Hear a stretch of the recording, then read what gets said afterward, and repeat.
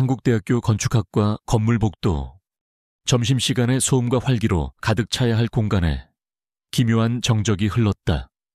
학생들은 삼삼오오 모여 무언가 수군거리며 복도 저편에서 걸어오는 한 여학생에게로 시선을 던졌다. 신서연, 화려하게 꾸미지 않은 평범한 옷차림, 질끈 묶은 머리, 그리고 두꺼운 전공 서적과 설계 도면을 담은 롤통을 옆에 낀 모습. 그녀는 언제나처럼 주변의 시선 따위는 아랑곳하지 않는다는 듯 오직 자신의 목적지를 향해 흔들림 없이 걸어가고 있었다. 하지만 그녀는 알고 있었다. 그 모든 시선이 자신을 향한 날카로운 화살촉이라는 것을. 너 가나봐. 한 학생이 경멸이 섞인 목소리로 속삭였다. 그러게, 거의 매일같이 총장실에 드나드는 것 같지 않아. 대체 학생이 총장이랑 무슨 할 얘기가 그렇게 많대. 들리는 소문으로는 새로운 총장님이 엄청 젊고 잘생겼다며. 뻔한 거 아니겠어. 백도 없는 애가 과수석을 놓치지 않는 데는 다 이유가 있는 거지. 그들의 대화 속 총장은 차진우였다. 한 달 전 혜성처럼 나타나 대한민국 최고의 명문사립 한국대학교의 최연소 총장으로 부임한 인물. 뛰어난 능력과 비현실적인 외모로 부임 초부터 화제의 중심에 섰지만 얼음장 같은 성격과 타협을 모르는 업무 방식으로 학생들뿐만 아니라 교수들 사이에서도 공포의 대상이었다. 서연은 그 모든 악의적인 속삭임을 귓게서 지워버리려 애쓰며 본관 건물로 들어섰다. 총장실 앞, 비서는 그녀를 보고 정중하지만 어딘가 차가운 미소로 고개를 까딱했다. 저 비서 역시 자신을 다른 학생들과 똑같은 눈으로 보고 있을 거라는 사실을 서연은 잘 알고 있었다. 육중한 총장실 문이 열리고 그녀가 안으로 들어서는 순간 세상의 모든 소음이 차단되었다. 집무실은 넓고 현대적이며 위압적이었다. 차진우는 거대한 책상 뒤에 앉아 서류에 몰두하고 있었다. 그는 서연이 들어왔음에도 한동안 고개조차 들지 않았다. 냉혹하고 빈틈없는 총장, 차진우의 모습 그대로였다. 비서가 조용히 문을 닫고 나간 것을 확인한 뒤에야 그는 고개를 들었다. 그리고 순간 그의 모든 분위기가 변했다. 냉혹한 총장의 가면이 녹아내리고 그 자리에는 걱정과 안쓰러움이 뒤섞인 한 남자의 얼굴이 나타났다. 너 늦었네. 그의 목소리에는 책망 대신 다정한 투정이 섞여 있었다. 이러다 위장병 걸려 밥은 제때 먹고 다니는 건가? 서연은 그제야 긴장을 풀고 희미하게 미소 지었다. 그녀는 들고 온 보온 도시락을 그의 책상 위에 올려놓았다. 학생들이 들으면 기절초풍할 그녀가 매일 총장실에 드나드는 이유. 그것은 늘 일에 파묻혀 식사를 거르는 남편의 점심을 챙겨주기 위함이었다. 당신이야말로요. 어제도 밤새우셨죠? 안색이 안 좋아요. 당신만큼 하겠어. 진우는 넥타이를 살짝 풀며 의자에서 일어났다.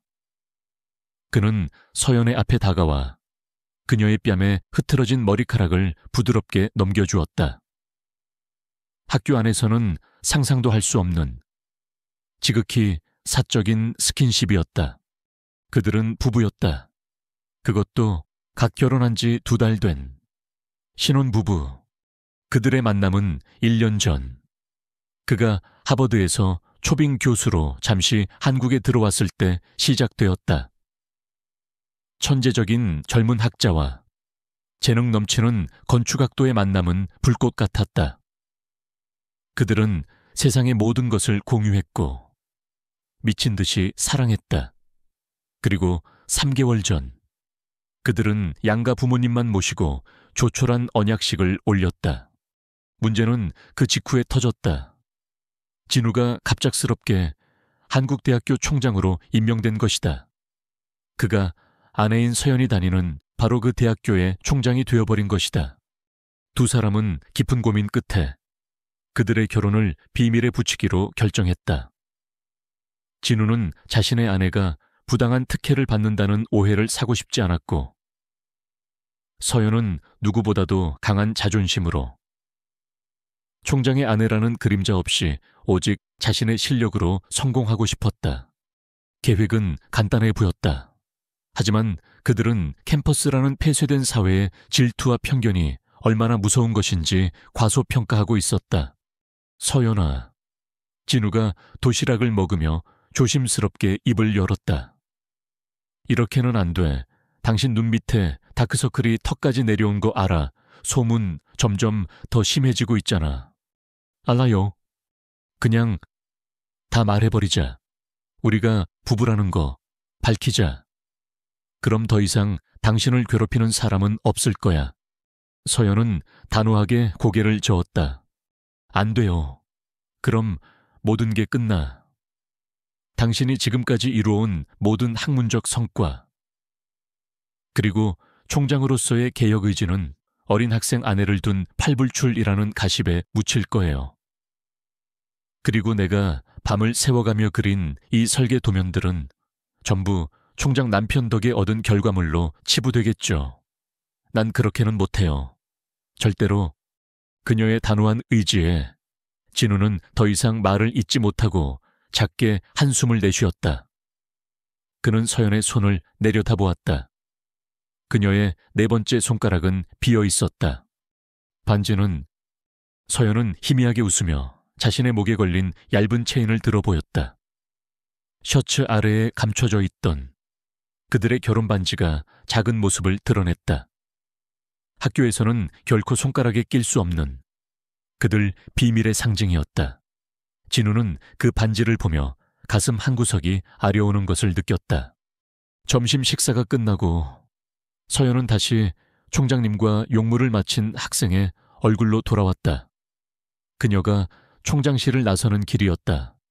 복도를 지나가는데 열린 강의실 안에서 익숙한 목소리가 들려왔다.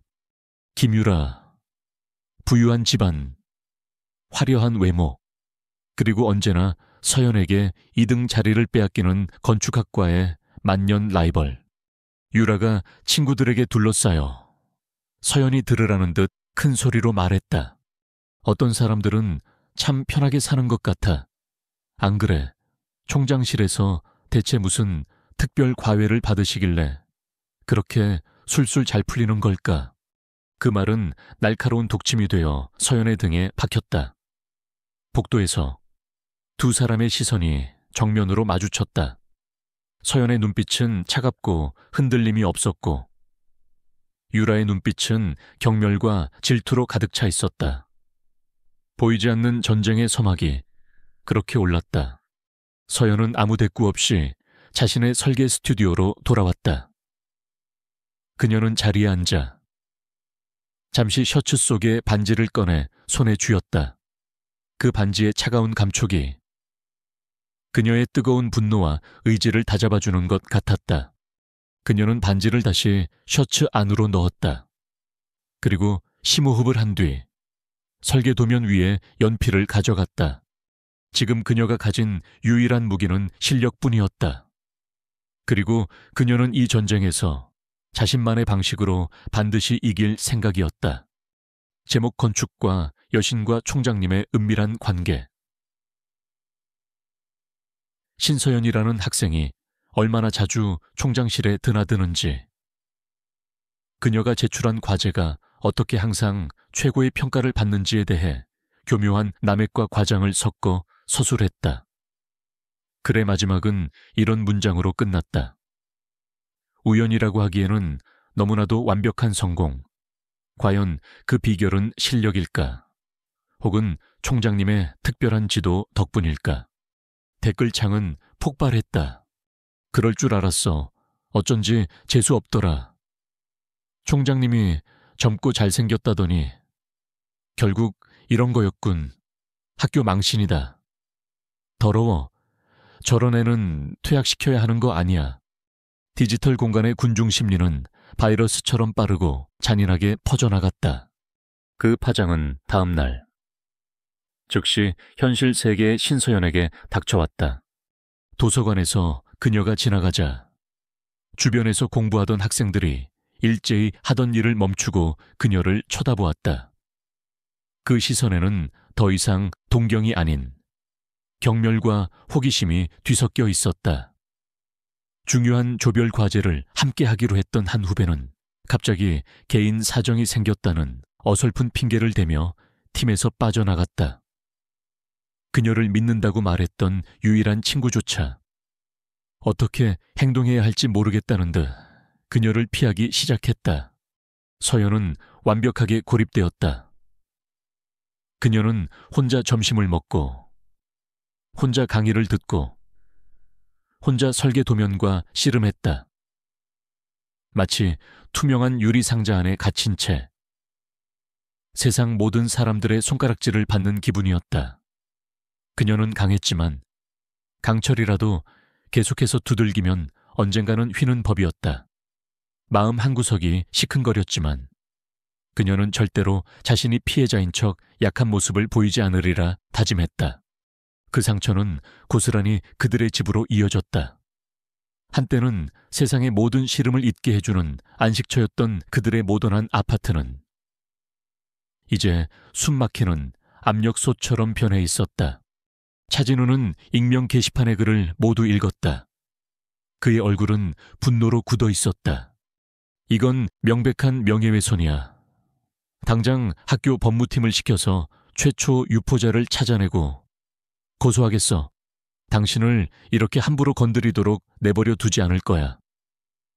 그의 첫 반응은 언제나처럼 자신의 권력을 이용해 문제를 해결하는 것이었다.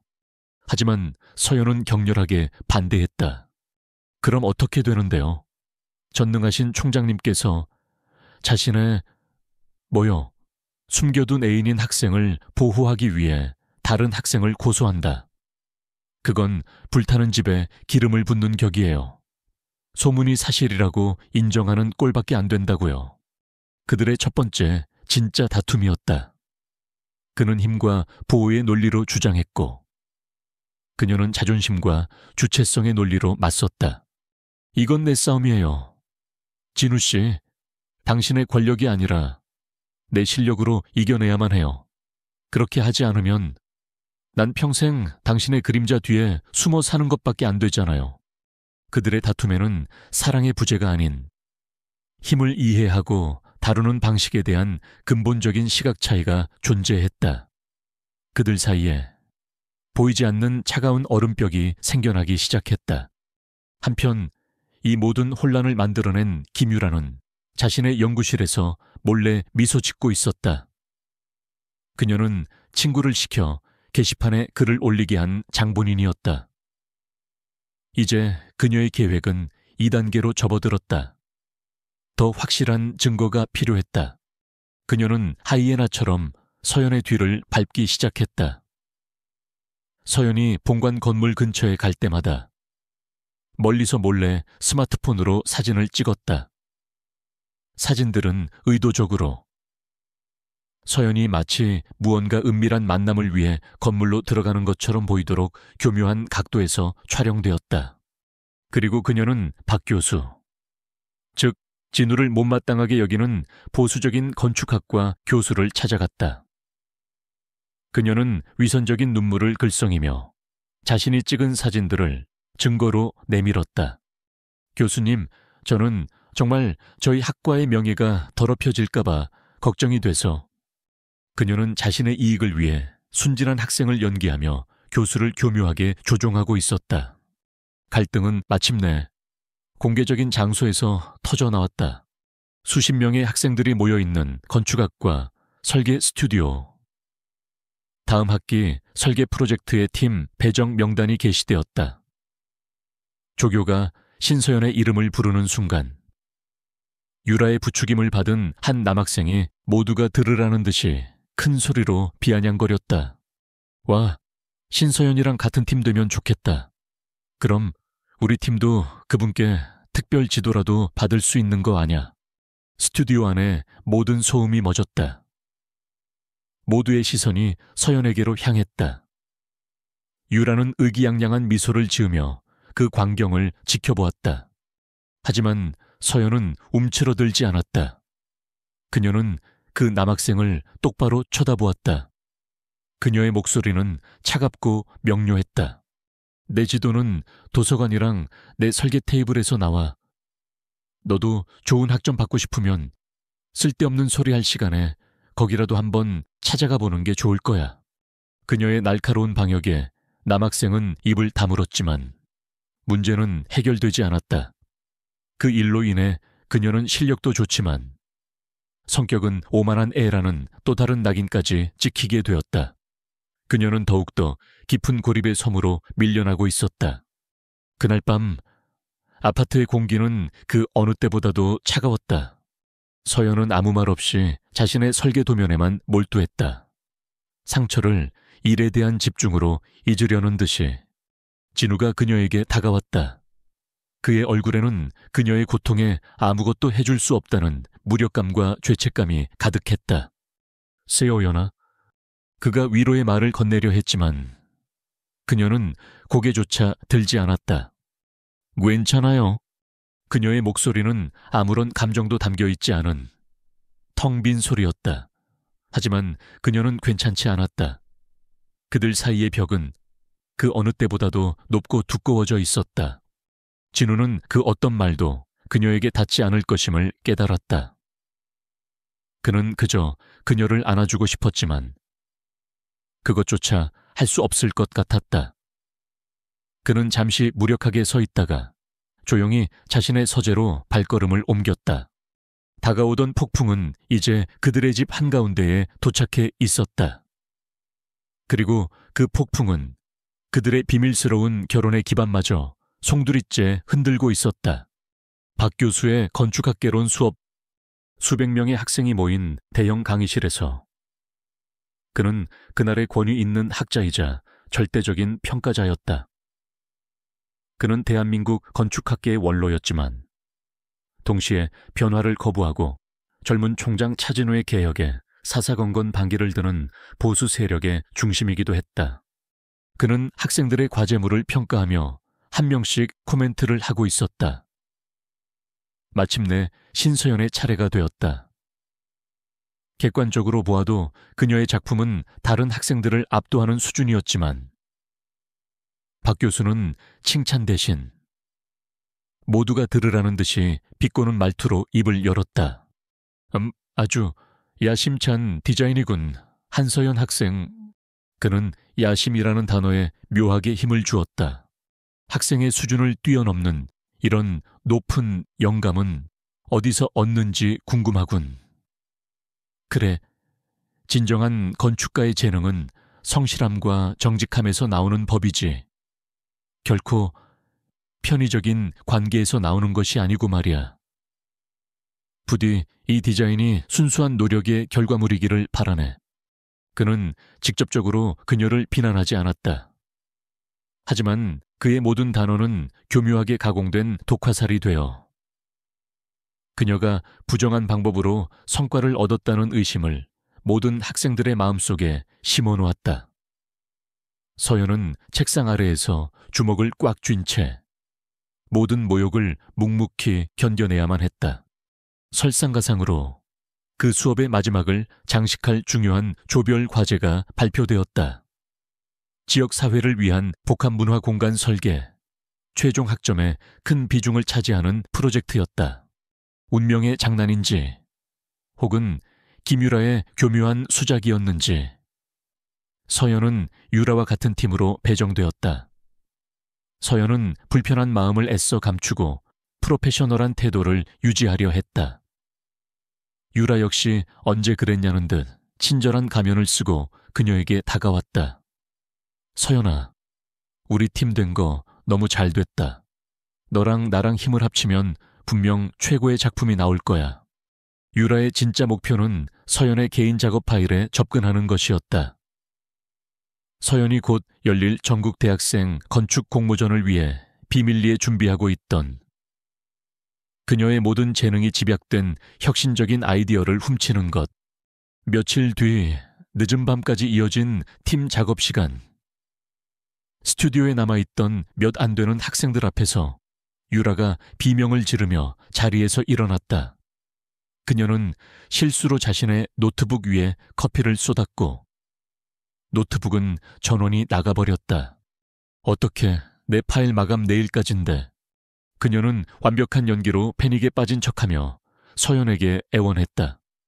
서연아, 미안한데 내 노트북 딱 5분만 빌려주면 안 될까?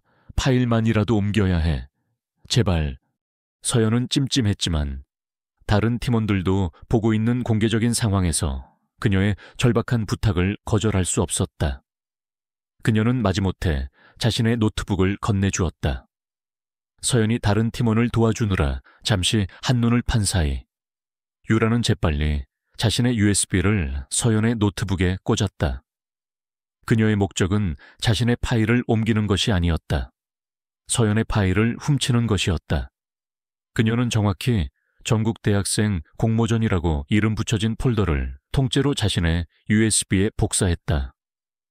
그 안에는 서연의 피와 땀이 담긴 모든 스케치와 연구 자료가 들어있었다.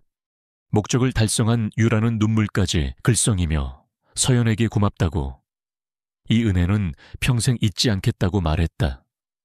그 친절한 가면 뒤에 숨겨진 소름 끼치는 배신이었다. 그날 밤 진우는 지쳐서 돌아온 서연의 얼굴을 보고 마음이 아팠다. 오늘 수업 시간에 박 교수가 한 말 다 들었어.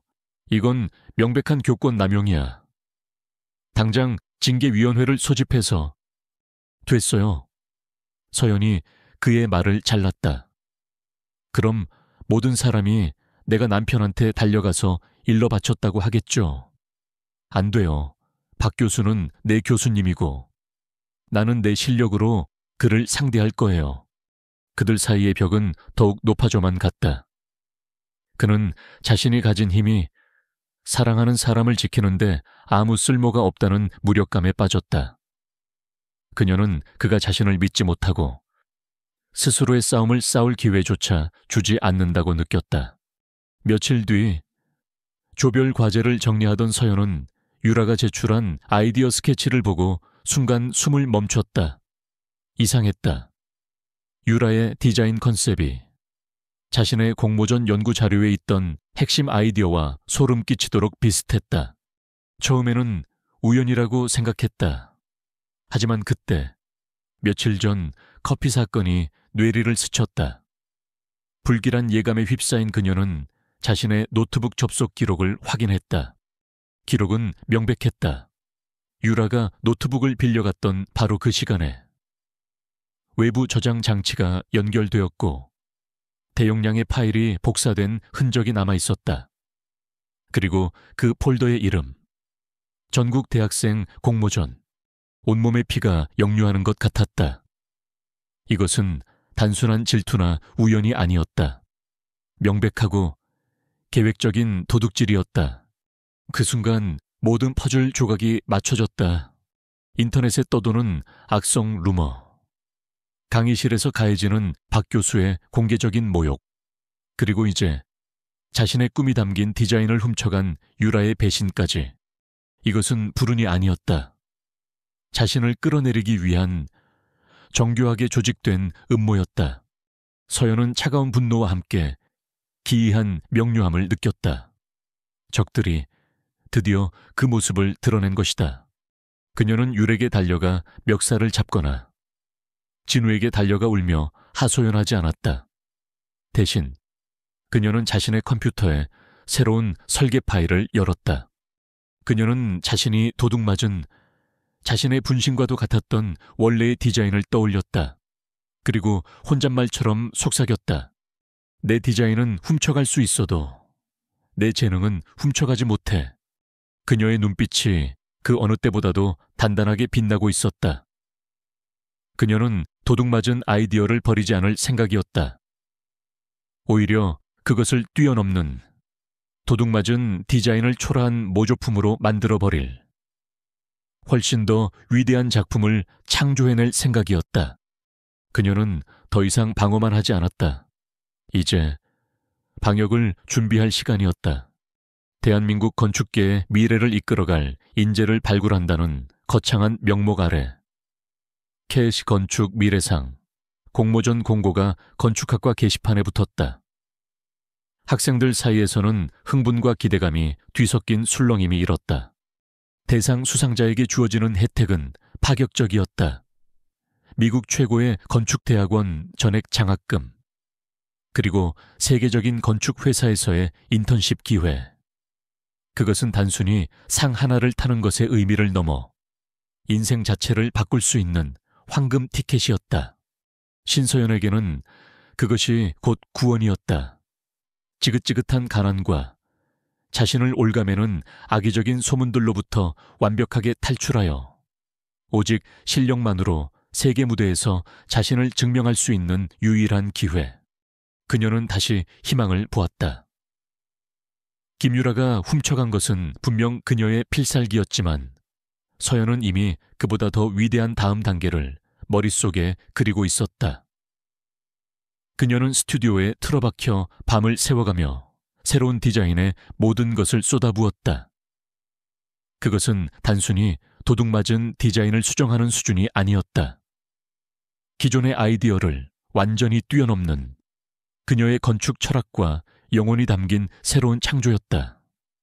그녀의 손끝에서 그려지는 선 하나하나는 그녀의 무기이자 방패였다. 며칠 뒤 학교 측에서 공모전 출품자에 대한 공식적인 지원 계획과 함께 전국 심사위원단 명단을 발표했다. 서연은 국내외 저명한 건축가들과 교수들의 이름을 훑어 내려갔다. 그러다 그녀의 심장이 쿵 하고 바닥으로 떨어졌다. 한 이름 위에서 그녀의 시선이 얼어붙었다. 예선 심사위원장, 수도권 지역 박창규 교수. 하필이면 박 교수였다. 그가 이 지역 예선의 수장이었다.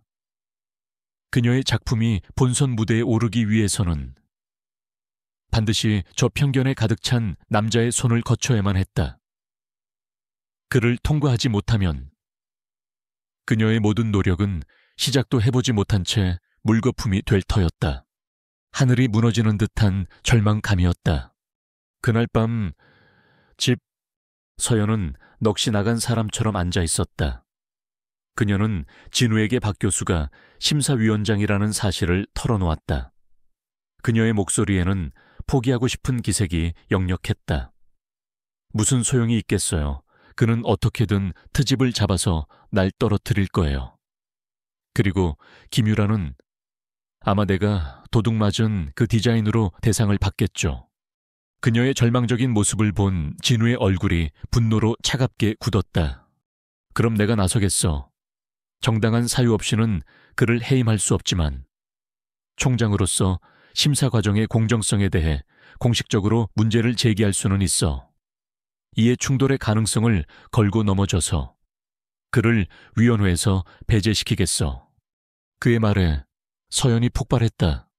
그 다음은요.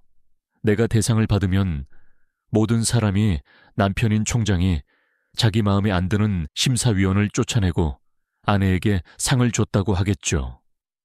당신은 그들이 퍼뜨린 소문이 사실이라고 당신 손으로 증명하게 되는 거라고요.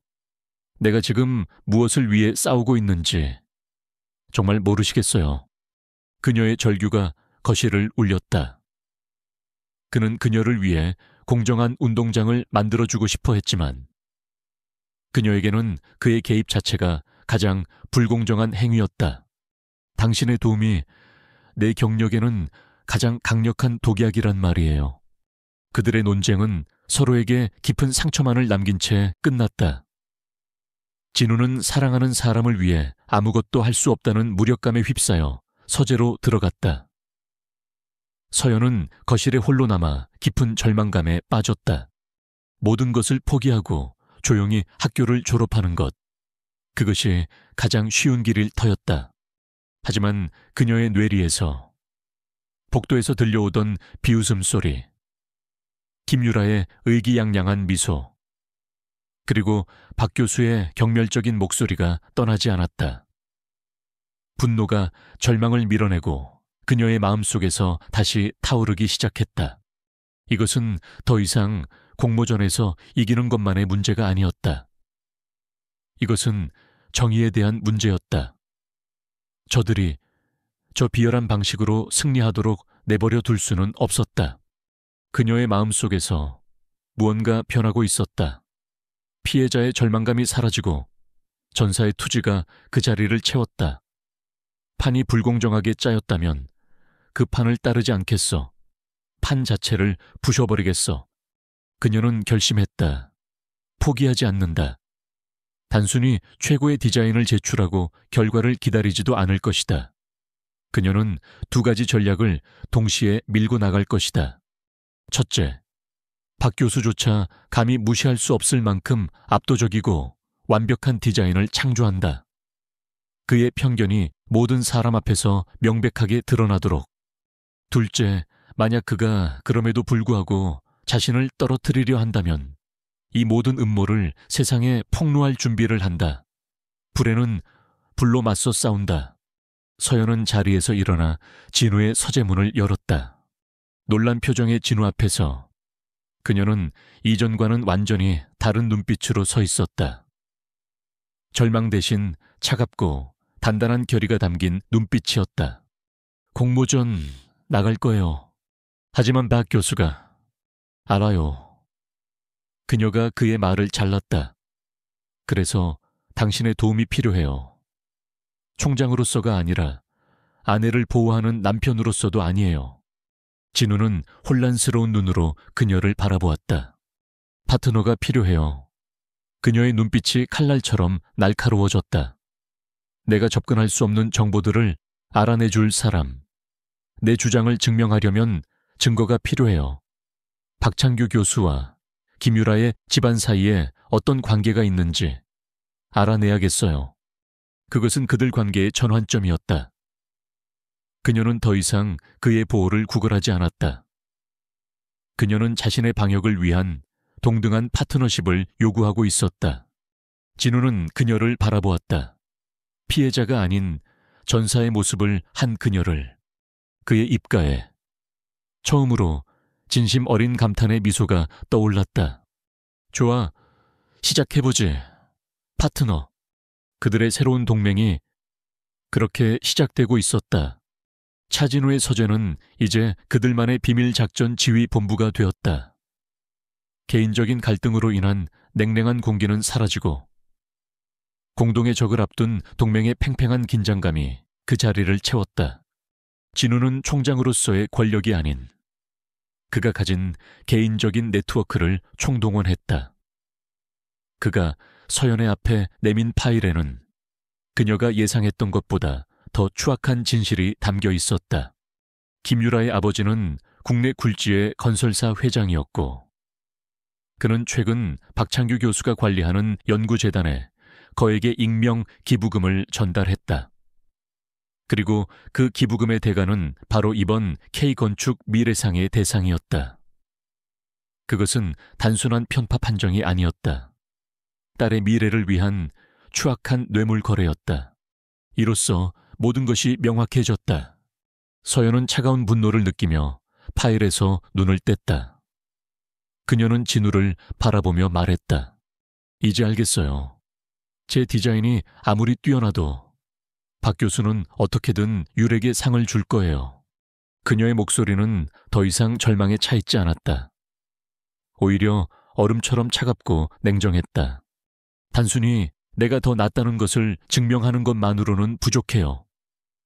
김유라가 도둑이라는 것, 그리고 박 교수가 그 공범이라는 것을 그 누구도 반박할 수 없도록 증명해야만 해요.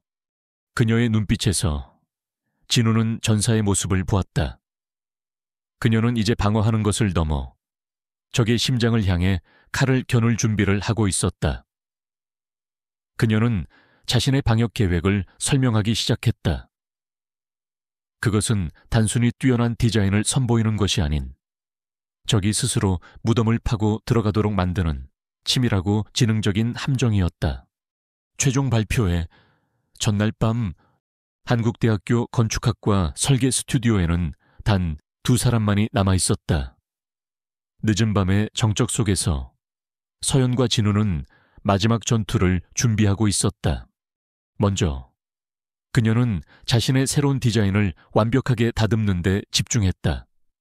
그녀가 새로운 아이디어를 설명할 때 진우는 더 이상 보호자가 아닌 날카로운 지성을 가진 파트너로서 그녀의 논리를 파고들었다. 그는 그녀의 디자인이 가진 철학적 깊이에 감탄했고, 그녀는 그의 예리한 질문 덕분에 자신의 논리를 더욱 견고하게 만들 수 있었다.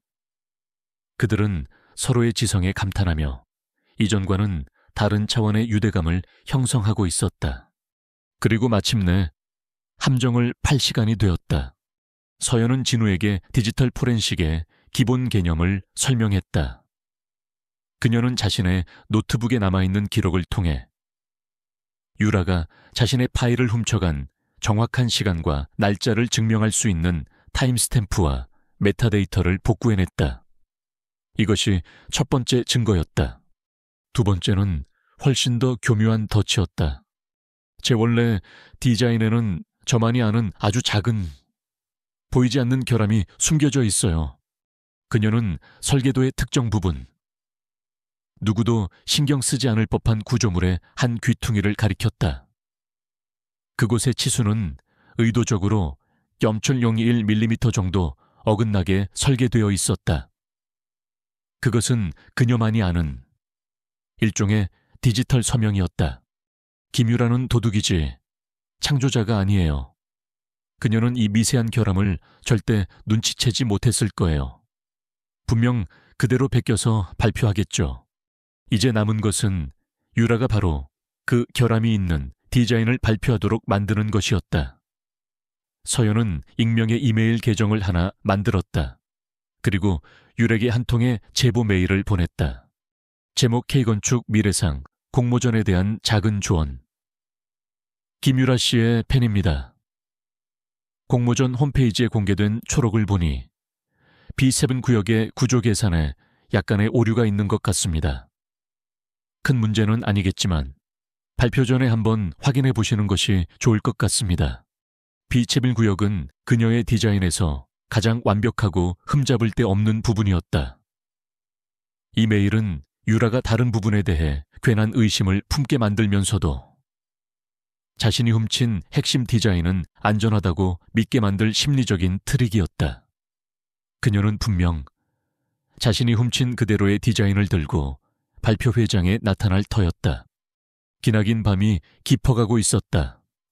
그들은 함께 커피를 마시고 잠시 창밖의 도시 야경을 보며 말없이 서로의 지친 어깨를 격려했다. 그는 더 이상 그녀를 지켜주지 못해 안달하는 남편이 아니었고 그녀 역시 그의 도움을 밀어내는 자존심 강한 학생이 아니었다. 그들은 거대한 부패에 맞서는 서로의 등을 맡길 수 있는 유일한 동맹이었다. 마침내 동이 트고 아침이 밝아왔다. 그들은 지쳐 있었지만 그들의 눈빛은 그 어느 때보다도 형형하게 빛나고 있었다. 그들의 앞에는 두 개의 발표 파일이 준비되어 있었다. 하나는 그녀의 모든 것을 담은 새롭고 위대한 디자인.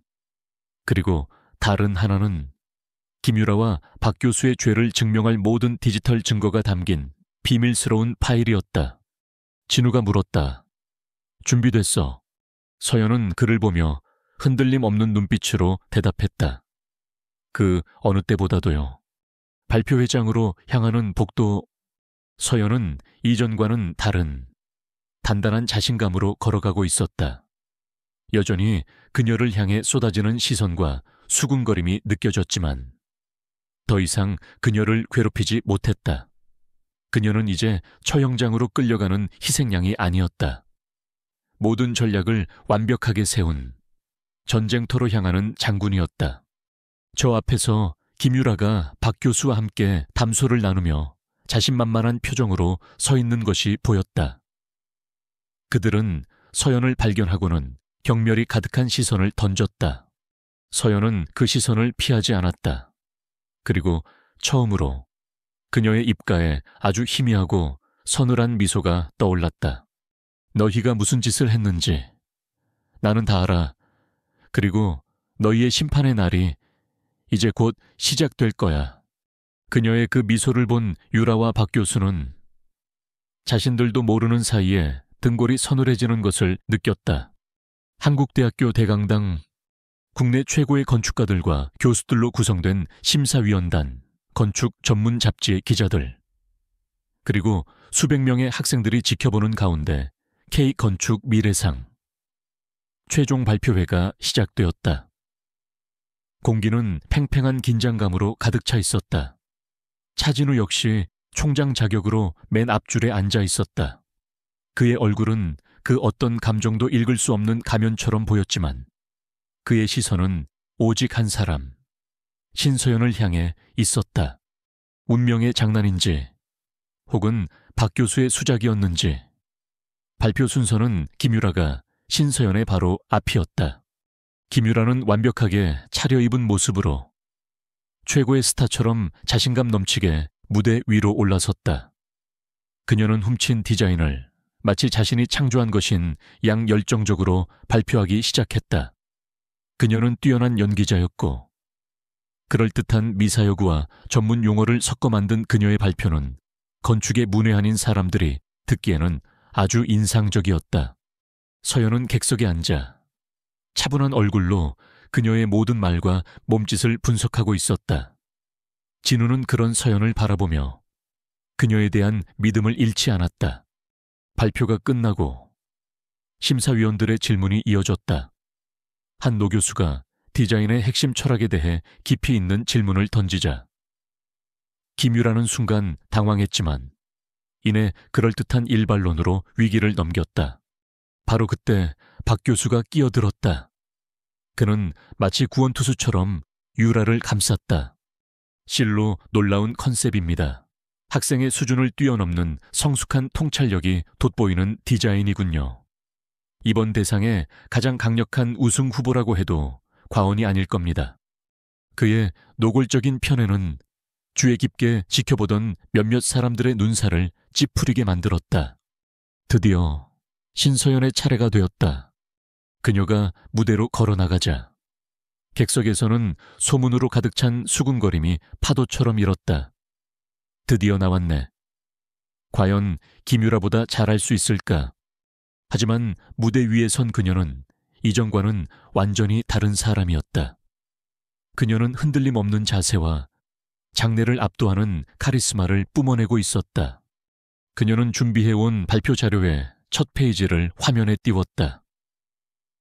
김유라가 발표한 것과는 전혀 다른 새로운 디자인의 제목이었다. 그녀는 자신의 역작을 공개했다. 그것은 유라가 훔쳐간 디자인의 핵심 철학을 품고 있으면서도 그것을 완전히 새로운 차원으로 승화시킨 훨씬 더 복잡하고 사려 깊으며 아름다운 디자인이었다. 그녀의 설명은 연기가 아니었다. 자신의 건축 철학에 대한 열정적이고 논리적이며 깊이 있는 담론이었다. 강당의 분위기가 바뀌기 시작했다. 진짜 전문가인 심사위원들은 매료된 듯 몸을 앞으로 기울였다. 그들은 진짜 천재를 목격하고 있었다. 이제 김유라의 디자인은 서연의 작품 옆에서 값싼 모조품처럼 초라해 보였다. 김유라의 얼굴이 창백하게 굳어지기 시작했다. 서연은 압도적인 발표를 마쳤다. 강당은 잠시 경탄의 정적에 휩싸였다가 이내 감탄의 술렁임으로 가득 찼다. 그때 그녀가 차분하고 명료한 목소리로 말했다. 이제 제 발표에 간단한 부록을 하나 덧붙이고자 합니다. 학문적 진실성의 중요성에 대한 사례 연구입니다. 화면에 새로운 파일이 열렸다. 제목, 두 디자인의 비교 분석. 화면의 한쪽에는 김유라의 발표 자료에 나왔던 설계도가, 다른 한쪽에는 서연 자신의 전국 대학생 공모전 폴더에 있던 초기 설계도가 나란히 떠올랐다.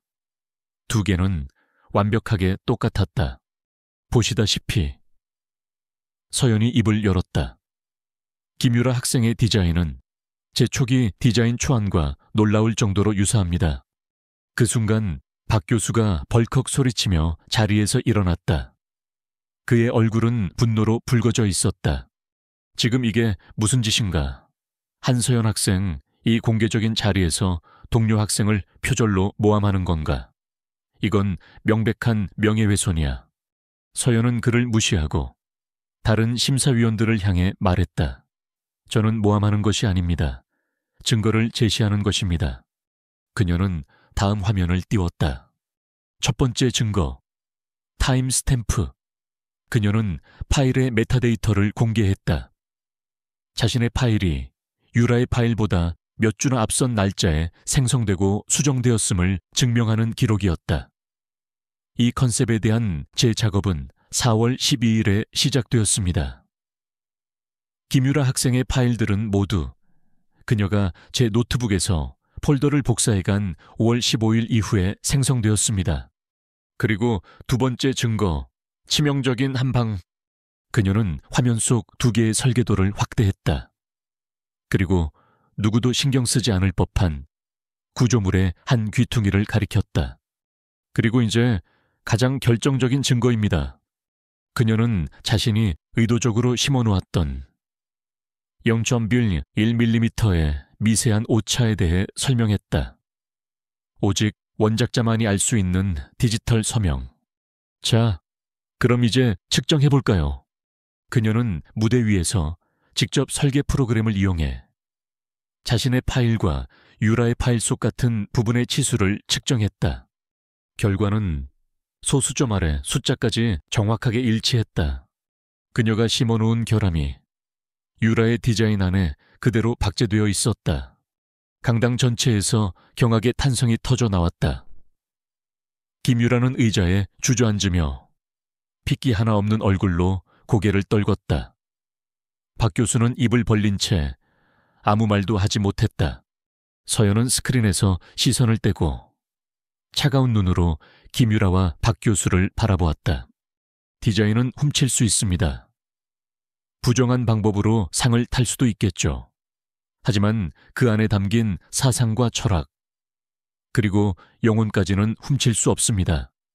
그것이 바로 창조자와 도둑의 근본적인 차이입니다.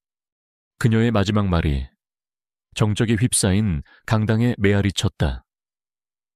다른 심사위원들은 분노와 혐오가 가득한 눈으로 박 교수를 쏘아보고 있었고, 기자들은 이 세기의 특종을 담기 위해 미친 듯이 카메라 셔터를 눌러댔다.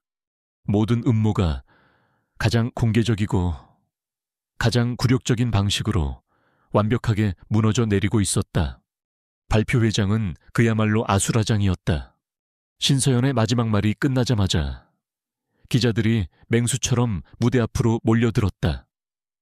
심사위원들은 분노의 찬 목소리로 박 교수에게 해명을 요구했고, 학생들은 경악과 배신감에 휩싸여 웅성거렸다. 그 혼돈의 한가운데서 김유라와 박 교수의 운명은 결정되었다. 학교 측은 즉시 진상조사위원회를 소집했다. 서연이 제시한 증거는 너무나도 명백하고 반박할 수 없는 것이었다. 며칠 뒤 학교의 공식 발표가 나왔다. 김유라는 학문적 부정행위로 퇴학 처분을 받았고, 박창규 교수는 뇌물수수 및 직권남용 혐의로 모든 직위에서 파면당하고 교육계에서 영원히 추방되었다. 그들의 추악한 거래는 그들이 상상했던 것보다 훨씬 더 큰 대가를 치르게 했다. 물론 K건축 미래상의 대상은 신서연에게 돌아갔다. 그녀의 수상은 그 어떤 논란의 여지도 없는 완벽하고 정당한 승리였다. 그녀의 이름은 이제 더 이상 악의적인 소문의 주인공이 아니었다. 그녀는 불의에 맞서 자신의 실력과 정의감으로 승리한 새로운 시대의 영웅으로 떠올랐다. 모든 폭풍이 지나가고 그들의 집에는 오랜만에 평화가 찾아왔다. 서연과 진우는 거실 소파에 나란히 앉아 있었다. 그들 사이를 가로막던 모든 벽은 이제 사라져 있었다. 그들은 함께 싸웠고 함께 이겼다. 그 과정에서 그들은 서로를 더 깊이 이해하게 되었다. 진우가 먼저 입을 열었다. 그의 목소리에는 깊은 존경심이 담겨 있었다. 당신이 자랑스러워. 서연아, 당신은 내가 상상했던 것보다 훨씬 더 강하고 지혜로운 사람이었어. 서연은 희미하게 미소 지었다. 당신이 없었다면 해내지 못했을 거예요, 파트너. 그들은 서로를 바라보았다. 그리고 마침내 진우가 그들의 문제의 근원을 이야기했다. 이제 알겠어. 이 모든 문제의 시작은 우리가 우리의 관계를 숨기려 했다는 것에서부터였어. 비밀은 오해를 낳고 오해는 불신을 낳지. 우리가 서로를 완전히 믿는다면 더 이상 숨길 이유가 없어. 그는 그녀의 손을 잡았다. 그녀의 네 번째 손가락은 여전히 비어 있었다. 이제 당신 손가락에 있던 그 반지를 세상 모든 사람이 볼 수 있게 해주고 싶어. 며칠 뒤 학교는 신서연을 위한 특별 시상식을 열었다. 총장인 차진우가 직접 그녀에게 대상 트로피를 수여하는 자리였다. 진우는 무대 위에서 먼저 그녀의 건축가로서의 재능과 불의에 맞선 용기에 대해 아낌없는 찬사를 보냈다. 그리고 연설의 마지막, 그는 준비된 원고에 없는 그의 진심을 이야기하기 시작했다. 신서연 학생은 우리 학교의 자랑일 뿐만 아니라 제 개인적인 자랑이기도 합니다. 강당이 술렁이기 시작했다. 그는 미소를 지으며 객석에 앉아있는 서연을 향해 손을 내밀었다. 여러분께 제 아내를 소개합니다. 그 한마디에 강당은 폭탄을 맞은 듯한 충격에 휩싸였다. 하지만 이번에는 경악이 아닌 놀라움과 감탄 그리고 축하의 함성이었다. 모든 오해의 퍼즐 조각이 그 한마디로 완벽하게 맞춰지는 순간이었다. 서연은 그의 손을 잡고 무대 위로 올라섰다.